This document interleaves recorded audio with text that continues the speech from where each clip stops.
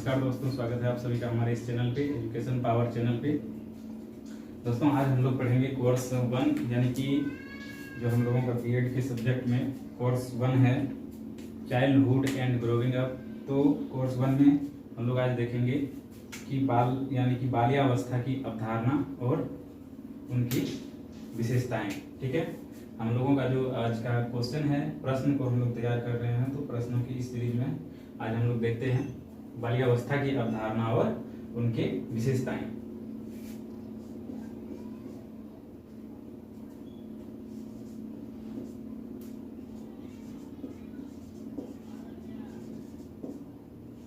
बाल्यावस्था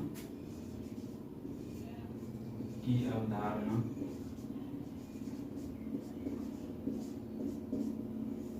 एवं विशेषताएं।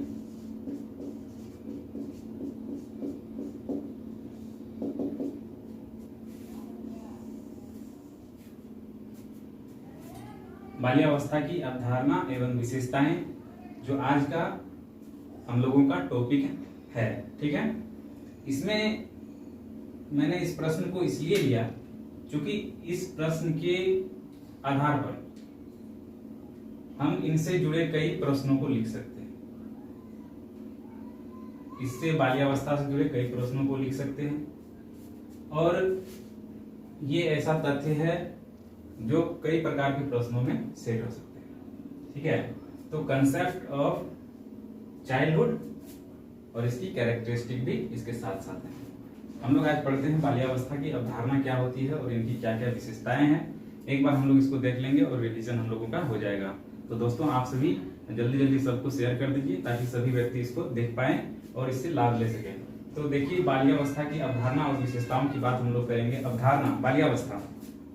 सबसे पहले हम लोग बात करेंगे बाल्यावस्था की। बाल्यावस्था क्या है? बाल्यावस्था की अगर हम लोग बात करें, मानव के विकास की अगर हम बात करें तो मानव के विकास जो है, आप लोगों को पता होगा कि मानव का जो विकास होता है, एक ह्यूमन का जो डेवलप होता है, वो कब से शुरू हो जाता है? गर्भधारण से ही उसका जो विकास जो है ये क्या होता है? शुरू हो जाती है। गर्भधारण से ही इसका विकास, मानव का विकास प्रारंभ माना जाता है। गर्भधारण से माना जाता है प्रारंभ, और गर्भधारण के बाद वो क्या जो है उसका जन्म होता है और वो किस अवस्था में पहुंच जाता है? शिशुअवस्था में। ठीक है, शिशुअवस्था में पहुंच जाता है और शिशुअवस्था के बाद जो अवस्था प्रारंभ होती है वो बाल्यावस्था कहलाती है।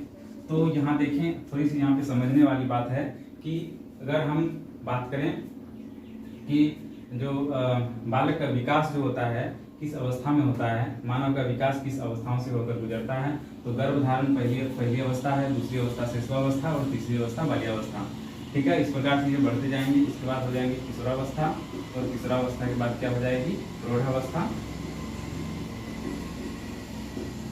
किशोरावस्था, फिर हो जाएगा यहाँ पे प्रौढ़ावस्था। ठीक है, और प्रौढ़ावस्था के बाद जो है हो जाएगी वृद्धावस्था। तो ये सारी चीजें यहाँ पे हम लोग देख पा रहे हैं। गर्भधारण यानी कि गर्भावस्था जो होती है, गर्भधारण नहीं, गर्भधारण से लेके जो जन्म तक की अवस्था होती है उसे हम लोग क्या कहते हैं? गर्भावस्था। ठीक है, गर्भावस्था कहते हैं। तो गर्भावस्था के बाद जो अवस्था होती है शैशव अवस्था की होती है। शैशव अवस्था के बाद बाल्यावस्था का प्रारंभ होता है और बाल्यावस्था के समाप्त होते ही किशोरावस्था का, किशोरावस्था के समाप्त होते ही प्रौढ़ावस्था का, और प्रौढ़ावस्था की समाप्ति के बाद वृद्धावस्था का यहाँ पे उदय होता है। ठीक है, वृद्धावस्था का जो है समय आ जाता है। तो गर्भावस्था जो है ये कितने दिन का होता है? शैशवावस्था कितने दिन का होता है? बाल्यावस्था कितने दिन का होता है? किशोरावस्था कितने दिन का होता है? प्रौढ़ावस्था की क्या आयु है और वृद्धावस्था की क्या आयु है? जो मैंने यहाँ पे मानव के विकास की जो एक क्रम मैंने यहाँ लिखा, ये सामान्यतः सामान्य रूप में इन्हें माना जाता है। और बहुत सारे ऐसे साइकोलॉजिस्ट हैं जिन्होंने अपने अपने तरीके से मानव के विकास को दर्शाने का प्रयास किया है और दिखाने का जो है प्रयत्न किए हैं। बहुत सारे साइकोलॉजिस्ट अलग हैं, जैसे आगे हम किसी दिन क्लास लेंगे। रोस के अनुसार जो है मानव के विकास अलग अलग प्रकार से होते हैं, और जो है रोस के बाद जो आते हैं कॉल के अनुसार भी जो है 12 प्रकार के विकास से होकर मानव का विकास जो है गुजरता है। तो यहाँ हम लोग बात कर रहे हैं सामान्य रूप से जो है मानव का विकास किस दिशा और दशा से गुजरती है। जो सामान्यतः जो हम लोग याद करते हैं तो गर्भावस्था, शिशुअवस्था, बाल्यावस्था, किशोरावस्था, प्रौढ़ावस्था और वृद्धावस्था, ये जो है 6 अवस्थाओं से होकर मानव का विकास होता है। तो गर्भ अवस्था जो होती है ये कितने दिनों की अवस्था होती है, शिशुअवस्था कितने दिनों की होती है, बाल्यावस्था कितने दिनों की होती है, किशोरावस्था कितने दिनों की होती है। इन सभी चीजों को यदि हम याद रखते हैं तो इंटरनल एग्जाम हो या फिर हम लोगों का मेंस का एग्जाम हो, हम लोगों का कोई भी प्रश्न नहीं छूटने वाला है। ठीक है, सबसे पहले यहाँ पे देख लीजिए गर्भ अवस्था जो होती है ये गर्भधारण से लेके, मैंने यहाँ पे लिखा है गर्भधारण से लेकर के और जो है जन्म तक की जो अवस्था होती है, अर्थात गर्भधारण से लेकर जन्म तक की अवस्था, अर्थात 9 महीने जो बच्चा माँ की कोख में रहता है, तो इन्हीं अवस्था को हम लोग क्या करते हैं, गर्भधारण की अवस्था कहते हैं। और जब यहाँ पे जन्म हो जाता है, जन्म से लेकर के जो है 5 वर्ष तक की अवस्था, जन्म से लेकर 5 वर्ष तक की अवस्था, या फिर कहीं कहीं आपको किताबों में 0 से लेकर के 5 वर्ष तक की भी अवस्था देखने को मिलती है। तो इसके लिए घबराना नहीं है, 0 से 5 या फिर जन्म से 5 जो भी हम कहें, क्योंकि जब बच्चे का जन्म होता है तो उसकी कुछ आयु नहीं रहती है और इसी 0 से ही गणना की जाती है। इसीलिए 0 से लेकर 5 वर्ष तक की अवस्था शिशुअवस्था कहलाती है।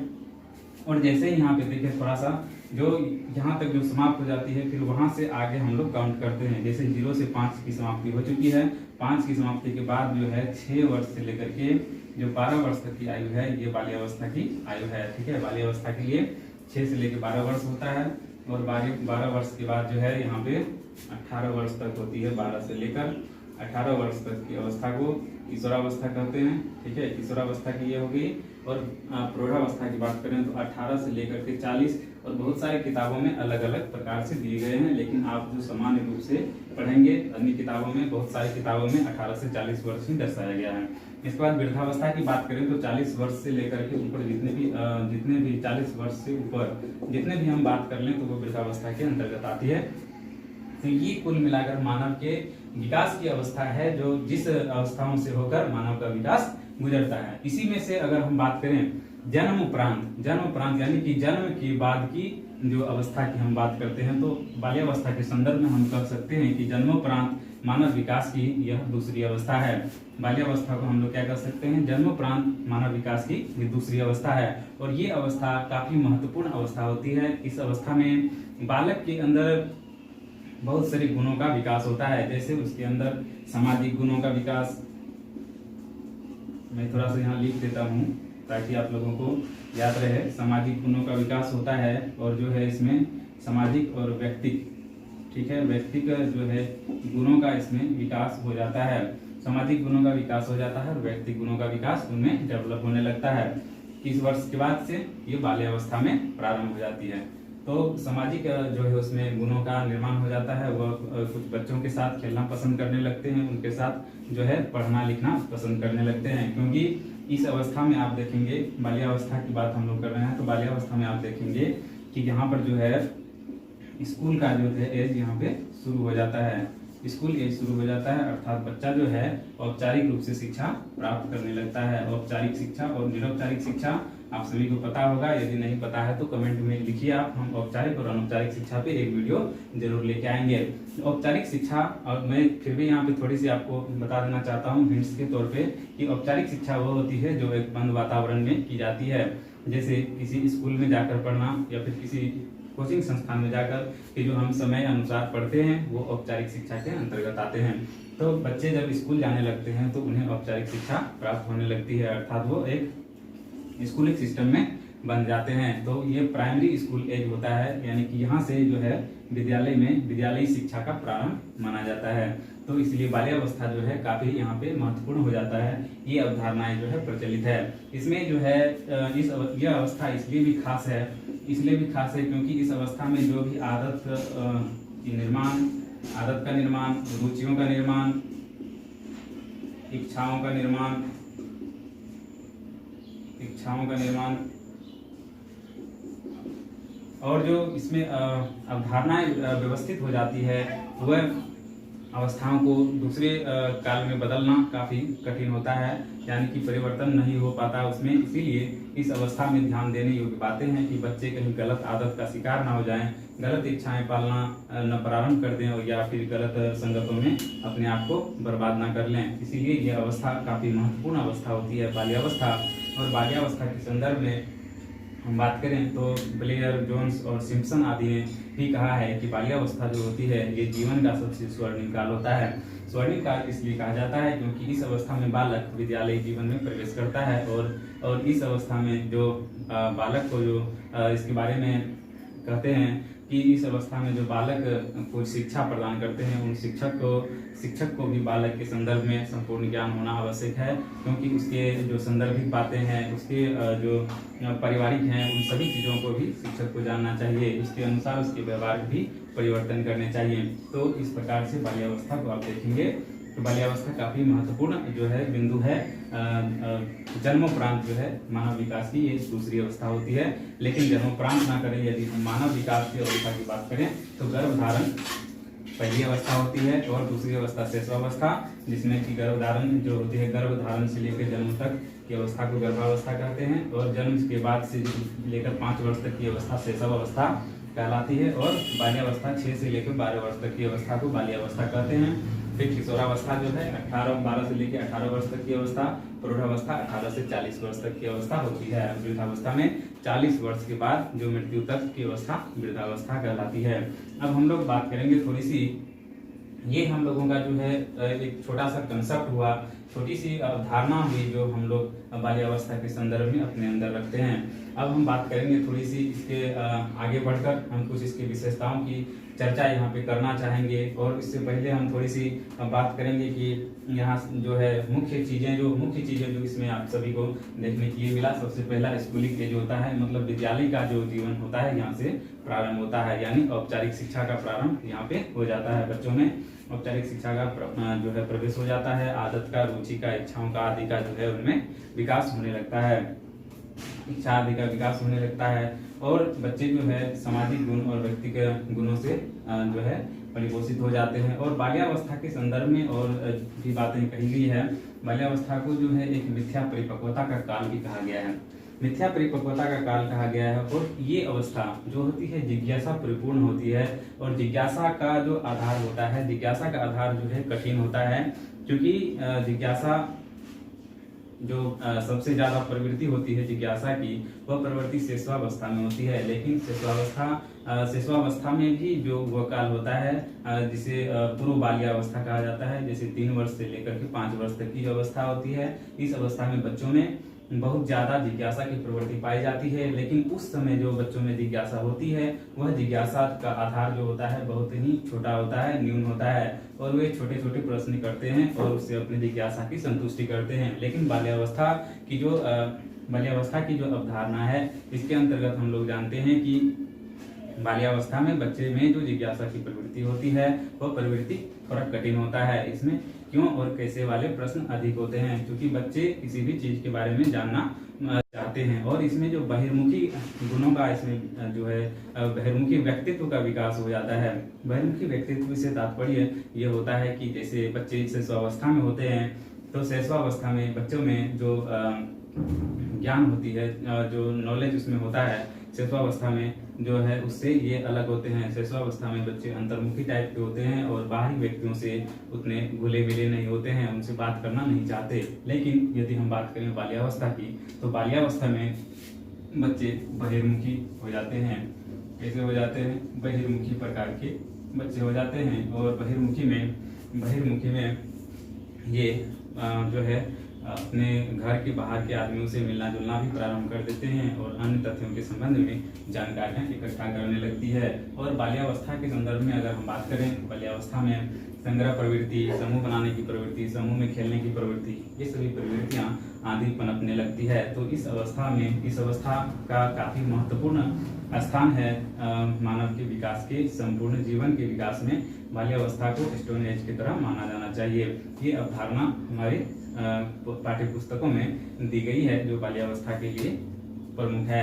अब हम लोग थोड़ी सी बात करेंगे बाल्यावस्था में की अवधारणा के बाद हम इसकी विशेषताओं की ओर चलेंगे।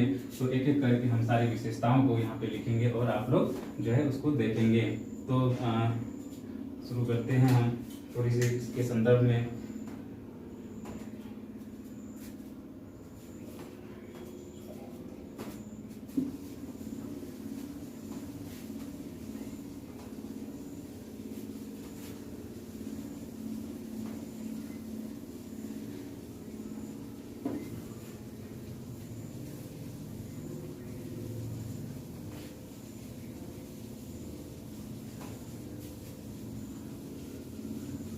ये बाल्यावस्था की अवधारणा आप सभी के सामने मैंने प्रस्तुत किया। अब इसके बाद हम थोड़ी इसकी विशेषताओं के बारे में चर्चा करते हैं, ताकि आपके प्रश्नों में अगर इस प्रकार के प्रश्न आते हैं तो आपसे कोई भी प्रश्न ना छूटे, आप उस प्रश्नों को अच्छे प्रकार से हल कर सकें, अच्छे प्रकार से हल कर सकें। दोस्तों, संघर्ष करना ही जीवन का जो है अंतिम लक्ष्य होता है। संघर्ष गिरफ्त यदि आप रहेंगे तो जरूर सफलता प्राप्त करेंगे, ये हम कामना करते रहेंगे आप सभी के लिए।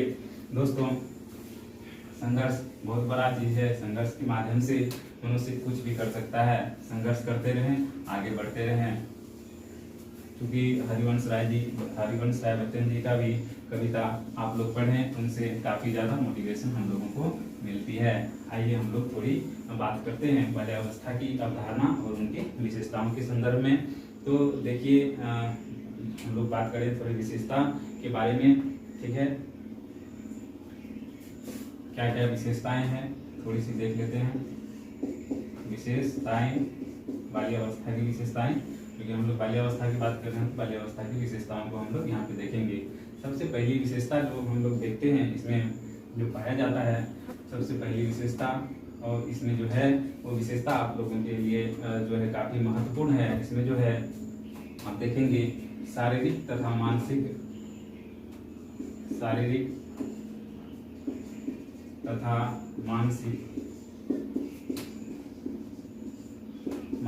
विकास की स्थिरता। मैं एक पॉइंट यहाँ पे लिखा, अब इस पॉइंट को मैं थोड़ा डील करके आप सभी को समझा देता हूँ। जैसे शारीरिक तथा मानसिक विकास में स्थिरता से क्या मतलब है, क्या अभिप्राय है। तो सबसे पहले यहाँ हम देखें शारीरिक तथा मानसिक विकास में स्थिरता से पराया है कि मानव विकास की जो पहली अवस्था यानी जन्मोपरांत की बात करें, जन्म के बाद की जो पहली अवस्था होती है शैशव अवस्था होती है, और शैशव अवस्था के बाद दूसरी अवस्था बाल्यावस्था होती है। लेकिन यदि हम मानव विकास की बात करें, मानव विकास की प्रारंभिक अवस्था की बात करें, तो गर्भावस्था से ही मानव का विकास प्रारंभ हो जाता है। और जो मानव विकास प्रारंभ हो जाता है, लेकिन हम लोग बाल्यावस्था में जन्मोपरांत यदि बात करते हैं तो बाल्यावस्था जन्मोपरांत मानव विकास की दूसरी अवस्था होती है।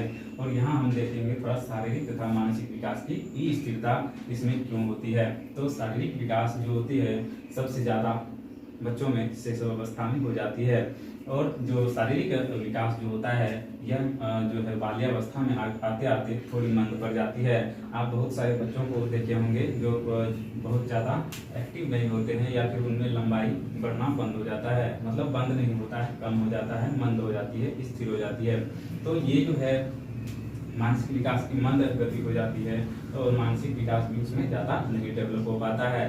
तो ये सभी कारण सभी बच्चों में इस प्रकार की बातें नहीं पाई जाती है, क्योंकि आप सभी को पता होगा कि जो है डिफरेंस होती है सभी व्यक्तियों में, व्यक्तिगत विभिन्नता पाई जाती है। इसीलिए शारीरिक तथा मानसिक विकास की जो स्थिरता होती है ये एक समान सभी में नहीं पाई जाती है। कुछ में शारीरिक विकास की गति मंद होती है, तो कुछ में मानसिक गति की जो है मंद होती है। तो इस प्रकार से जो हम देखें तो कुछ बच्चों में शारीरिक तथा मानसिक विकास की स्थिरता देखी जाती है। ये हमारी पहली विशेषताएं हैं बाल्यावस्था की। अब हम लोग दूसरी अवस्था की बात करें, दूसरी विशेषताओं की बात करें जो बाल्यावस्था के संदर्भ में बताई जाती है।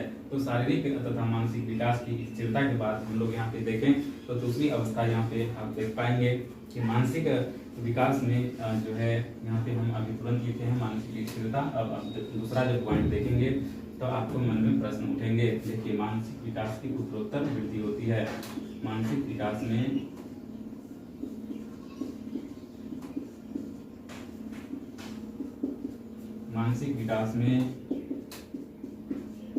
उत्तरोत्तर वृद्धि, ये भी विशेषता है कि मानसिक विकास में उत्तरोत्तर वृद्धि होती है। अब मानसिक विकास में उत्तरोत्तर वृद्धि से अभिप्राय ये होता है कि बच्चे में जो सोचने समझने की शक्ति होती है, तर्क शक्ति होती है, ये सभी शक्ति का विकास बाल्यावस्था में होने लगता है, और उनमें समझने और बुझने की क्षमता जो होती है वो दिन प्रतिदिन बढ़ते जाती है।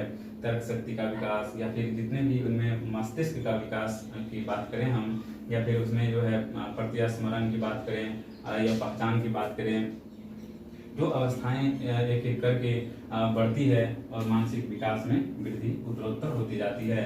ठीक है। तो ये मानसिक विकास में उत्तरोत्तर वृद्धि भी आपको एक बाल्यावस्था की विशेषताओं में सम्मिलित है। तीसरे नंबर पे हम बात करें तो इसमें क्या होती है, तीसरे विकास में शारीरिक तथा मानसिक विकास की स्थिरता पहला होता है, दूसरा मानसिक विकास में उत्तरोत्तर वृद्धि होते जाती है। और तीसरे नंबर पे यदि हम बात करें इसकी विशेषताओं में, तो इस विशेषताओं में हम लोगों को मिलता है कि मैंने अभी बताया था इसके अवधारणाओं के साथ साथ कि इसमें जिज्ञासा की प्रबलता पाई जाती है। हम यहाँ पे लिख देते हैं तीसरी विशेषता में जिज्ञासा की प्रबलता, जिज्ञासा की प्रबलता होती है। और ये जिज्ञासा मैंने भी बताया कि थोड़े कठिन होते हैं, और जिस जिज्ञासा में बच्चे क्यों और कैसे वाले प्रश्न करते हैं, क्यों और कैसे वाले प्रश्न करते हैं, ठीक है। जबकि शिशुअवस्था में ऐसे प्रश्न नहीं करते हैं, बच्चे छोटे छोटे प्रश्नों से ही संतुष्ट हो जाते हैं। इसमें बच्चे थोड़ा आगे बढ़कर उस संदर्भ में जानने की कोशिश करते हैं, इसीलिए जिज्ञासा की प्रबलता होती है, लेकिन ये थोड़ा कठिन होता है। हम लोग बात करेंगे अब चौथे आगे की बात हम लोग करते हैं चौथी विशेषता की। चौथी विशेषताओं में हम लोग देखेंगे कि जो इन बच्चों में जो होती है जो बहिर्मुखी व्यक्तित्व का विकास हो जाता है, बहिर्मुखी व्यक्तित्व का विकास। बहिर्मुखी व्यक्तित्व के विकास से तात्पर्य ये होता है कि बच्चे जो होते हैं बाल्यावस्था में थोड़े बहिर्मुखी प्रकार के हो जाते हैं। बहिर्मुखी प्रकार के होने से मतलब ये होता है कि जो बच्चे से स्वावस्था में अंतर्मुखी प्रकार के होते हैं, बाहरी व्यक्तियों से उतना मिलना जुलना या फिर उनसे किसी भी बातों को पूछना वो उतना पसंद नहीं करते, उनसे खुलकर नहीं मिलना चाहते हैं, उनमें शर्म की भावना व्याप्त रहती है। इस प्रकार से वे अंतर्मुखी प्रकार के व्यक्तित्व के होते हैं जो शिशुअवस्था में जो होते हैं। इसके बाद हम बात करें यदि बाल्यावस्था की, तो बाल्यावस्था में बच्चों में थोड़ी बहिर्मुखी गुणों का विकास हो जाता है, व्यक्तित्व विकास हो जाता है व्यक्तित्व का। तो बहिर्मुखी व्यक्तित्व के अंतर्गत वे जो है अपने घर से बाहर के अन्य व्यक्तियों के संदर्भ में भी आते हैं और उनसे संबंधित जितने भी जानकारियां, तथ्य के संबंधित जानकारियां, किसी भी वस्तु विषय से संबंधित जानकारियां प्राप्त करना चाहते हैं। तो ये उनमें बहिर्मुखी व्यक्तित्व का विकास हो जाता है, शुरू प्रारंभ हो जाता है उसमें बहिर्मुखी व्यक्तित्व का विकास। हम लोग बात करेंगे अगली विशेषताओं की। अगली विशेषताओं में हम लोग देखते हैं थोड़ी सी अगली विशेषता है आत्मनिर्भरता की भावना।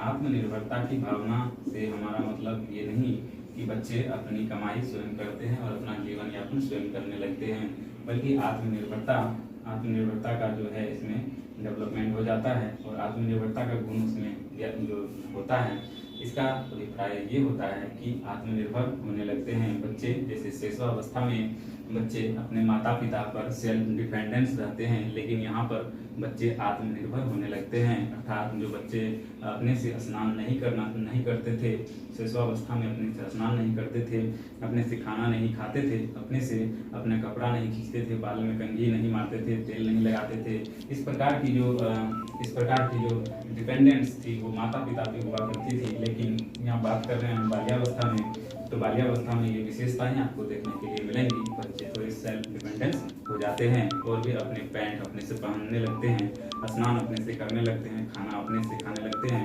लगभग जो है अपने सभी कार्यों को वो स्वयं ही अंजाम देने लगते हैं। तो इस प्रकार आत्मनिर्भरता भी इसका एक विशेषता है जो बाल्यावस्था में पाई जाती है। अब हम लोग बात करेंगे छठे विशेषताओं की। दोस्तों, इस प्रकार की अगर विशेषताएं आपके दिमाग में रहेंगी, ये आसान विशेषताएं हैं जो हर व्यक्ति को आसानी से रह सकता है। यदि आप एक बार इस वीडियो को अच्छे से देख लेंगे तो ये सारी चीजें आपके मस्तिष्क में जो है एक तरफ से बैठती चली जाएंगी और एग्जामिनेशन हॉल में आप आराम से इसे लिख पाएंगे। तो हम लोग बात करेंगे आत्मनिर्भरता के बाद अगले जो विशेषताएं हैं। अगली विशेषताओं में हम लोग देखते हैं कि अगली विशेषता जो है इसमें आपको देखने को लिए मिलेगा रचनात्मक कार्यों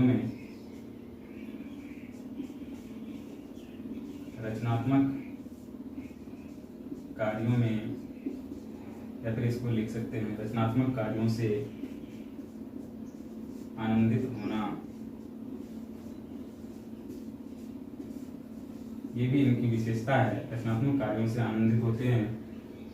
जैसे बच्चे में रचनात्मक कार्य करने की प्रवृत्ति उत्पन्न हो जाती है, जैसे कागज के खिलौने बनाना, कागज से नाव बनाना आदि चीजें उनमें विकसित होने लगती है। तो ये रचनात्मक कार्यों की ओर उसे जो है अग्रसर करती है। और जो बालिकाएं होती है, ये खासकर बालकों में और बालिकाओं की बात करते हैं तो बालक जो है, बालिका जो है कपड़े के तरह तरह की गुड़िया बनाना या फिर जो है कोई चीज बनाना उन लोगों में अच्छा जो है विकास होने लगता है बालिकाओं में। और ये जो है रचनात्मक कार्यों से आनंदित होना उन लोगों में एक विशेषता होती है जो बाल्यावस्था के एज में होते हैं।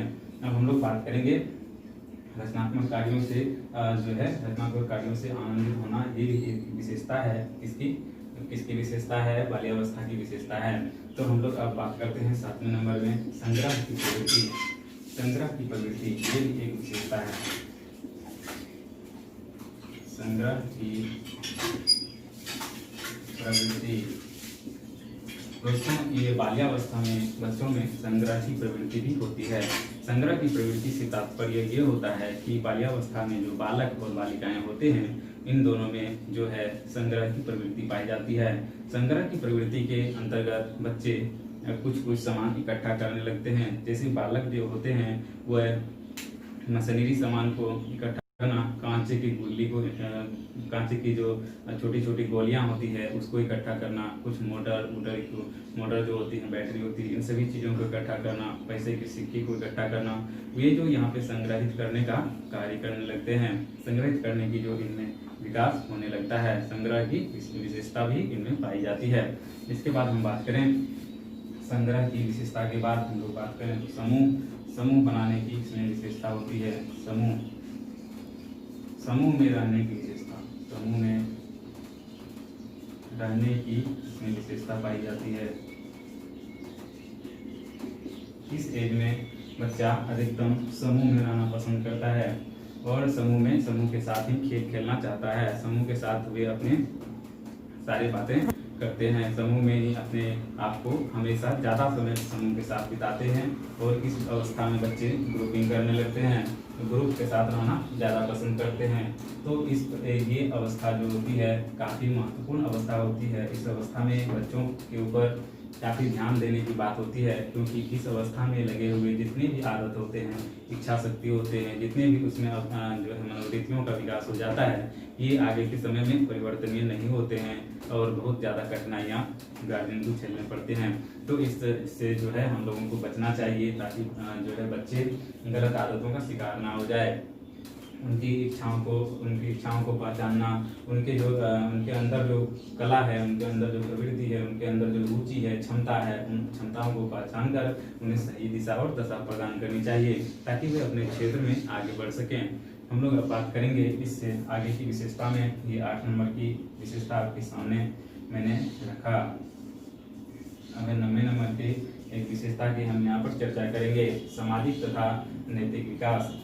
सामाजिक तथा नैतिक विकास हो जाती है इसमें। सामाजिक तथा नैतिक गुणों का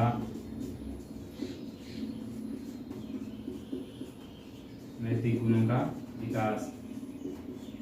सामाजिक तथा नैतिक गुणों का विकास। अब सामाजिक तथा नैतिक गुणों से तात्पर्य यह है कि बच्चों में इस अवस्था में, बाल्यावस्था में जो है उनमें ये विशेषताएं विकसित होती है, आगे बढ़ती है, यानी कि सामाजिक भावना उसमें डेवलप हो जाती है। सामाजिक भावना का अर्थ ये है कि वे जो बच्चे के साथ खेलना पसंद करते हैं और समाज में भी वे आसपास आंटी अंकल के यहाँ आना जाना प्रारंभ कर देते हैं, और जो है उसमें सामाजिक भावना डेवलप होने लगती है। अपनी किताबों को दूसरे दोस्तों को देना, उसकी किताबों को लेना, ये सभी भावनाएं उसमें व्याप्त हो जाती है।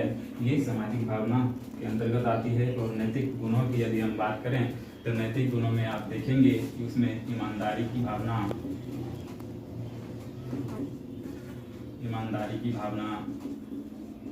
सहयोग की भावना, सहानुभूति, ईमानदारी, सहयोग, सहानुभूति, सत्यता, आज्ञा पालन, आत्म अनुशासन,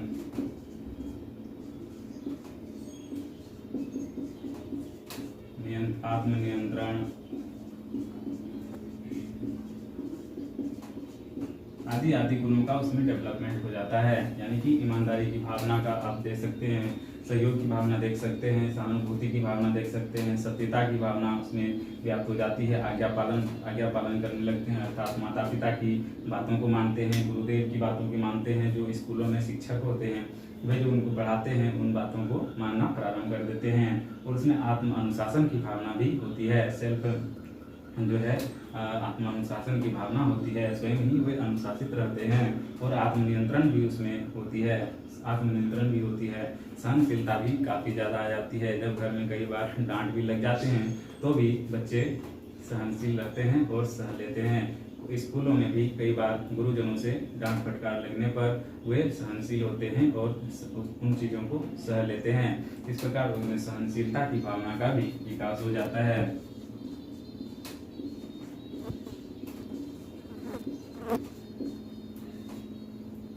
सहनशीलता की भावना का विकास भी उसमें हो जाता है। तो इस प्रकार से आप देख रहे हैं कि इसमें जो बच्चों में बाल्यावस्था में जो विशेषताएं होती है खासकर बहुत ज़्यादा प्रभावित करती है उनके जो है संपूर्ण जीवन को। तो इस प्रकार से बाल्यावस्था की अवधारणा और उनकी विशेषताओं को हमने आपके सामने प्रस्तुत करने का प्रयास किया। ये छोटा सा हमारा प्रयास आप सभी को कैसा लगा कमेंट बॉक्स में जरूर लिखिएगा। यदि आप सभी को आगे किसी टॉपिक पे औपचारिक और अनौपचारिक शिक्षा के टॉपिक पे वीडियो चाहिए तो जरूर से जरूर कमेंट बॉक्स में लिखिएगा, ताकि हम आगे आप सभी के लिए वीडियोज लाएंगे। और इस वीडियो में यदि कहीं पर कोई गलती हुई हो तो इसके लिए भी आप कमेंट करें, मैं उसके लिए जो है क्षमा प्रार्थी रहूँगा। और आप सभी से आग्रह है कि हमारे इस चैनल को लाइक कीजिए, शेयर कीजिए, सब्सक्राइब कीजिए, क्योंकि कोशिश करने वालों की कभी हार नहीं होती है। और मैं लगातार इसी प्रकार से बना रहूँगा, कोशिश करता रहूँगा। आप सभी का प्यार और स्नेह यदि मिला तो मैं भी आगे बढ़ सकता हूँ। इसी के साथ मैं इस वीडियोज़ को अंत करता हूँ। और एक छोटा सा मोटिवेशनल जो है बात मैं यहाँ पे कहूँगा कि जीवन में यदि संघर्ष और दर्द ना हो तो क्या मजा है जीने में। जीवन में संघर्ष और दर्द ना हो तो क्या मजा है जीने में।